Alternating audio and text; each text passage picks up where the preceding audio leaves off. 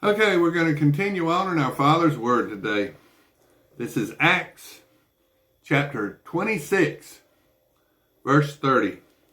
And when he had thus spoken, the king rose up, and the governor, and Bernice, and they that sat with them. And when they were gone inside, they talked between themselves, saying, This man doth nothing worthy of death or of bonds. And then said Agrippa unto Festus, This man might have been set at liberty if he had not appealed unto Caesar. Now this is Acts chapter 27.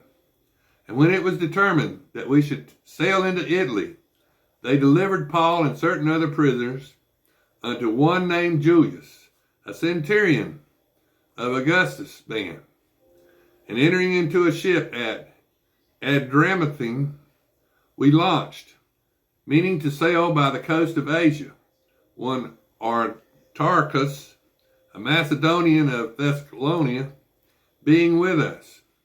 And the next day we touched at Sidon, and Julius courteously entreated Paul and gave him liberty to go unto his friends to refresh himself. And when he had launched from thence, we sailed under Cyprus, because the winds were contrary. And when we were sailed over the seas of Sicilia and Pamphylia, we came to Myra, a city of Lycia. And there the centurion found a ship of Alexandria sailing into Italy, and he put us therein. And when he had sailed slowly many days, and scarce were come over against Cutius, the wind not suffering us, we sailed unto Crete, over against Salmon, and hardly passing it, came into a place which is called the Fair Havens, nigh whereunto was the city of Lasea. Now, when much time was spent, and when sailing was now dangerous, because the fast was already past, Paul admonished them, and said unto them, Sirs, I perceive that this voyage will be with hurt and much lives. Nevertheless, the centurion believed the master and the owner of the ship more than those things which were spoken by Paul. And because the haven was not commodious to winter in, the more part advised to depart thence also, if by any means they might attain the Phoenix, and there to winter, which in haven in Crete, and lieth toward the southwest and the northwest. And when the south wind blew softly, supposing that they had obtained their purpose, loosening since, they sailed close by Crete. But not long after there arose against them a tempestuous wind, called Euroclydon. And when the ship was caught and could not bear up the wind, we let her dive. And running under the certain island which we call Claudia, we had much work to come by the boat, which when they had taken up, they used helps, and undergirding the ship, and fearing lest they would fall into the quicksands, straight sail, and so they were driven.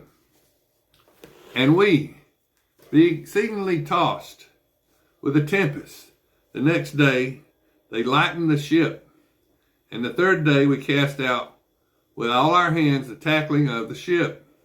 And when neither sun nor stars in many days appeared, and no small tempest lay on us, all hope that we should be saved was taken away. But after long abstinence, Paul stood forth in the midst of them and said, Sirs, ye shall hearken unto me, and not have loosened from Crete, and to have gained this harm and loss. And now I exhort you to be of good cheer, for there shall be no loss of any man's life among you, but of the ship. For there stood by me this night the angel of God, whose I am, whom I serve, saying, Fear not, Paul, thou must be brought before Caesar, and lo, God hath given thee to all them that sail with ye. Wherefore, sirs, be of good cheer, for I believe God, that it shall be even as it was told me. Howbeit we must be cast upon a certain island. But when the 14th night was come, as we were driven up and down in the Adria, about midnight the shipmen deemed that they drew near to some country, and sounded, and found it 20 fathoms. And when they had gone a little further, they sounded again, and found it 15 fathoms. Then fearing lest we should have fallen upon rocks, they cast out 4 anchors out of the stern, and wished for the day. And as the shipmen were about to flee out of the ship, when they had let down the boat into the sea, under color, as though they would have cast anchors out of the foreship. But Paul said to the centurion and to the soldiers, except these abide in the ship, cannot be saved.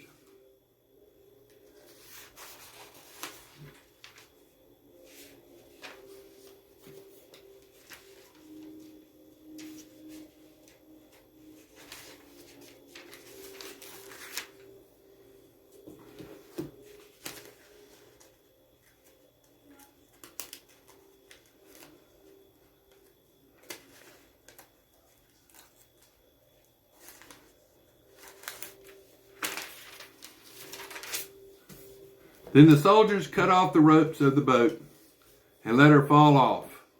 And while the day was coming on, Paul besought them to take meat, saying, This day is the 14th day that ye have tarried and continued fasting, having taken nothing. Wherefore I pray to you, take some meat, for this is for your health. For there shall not a hair fall from the head of any of you.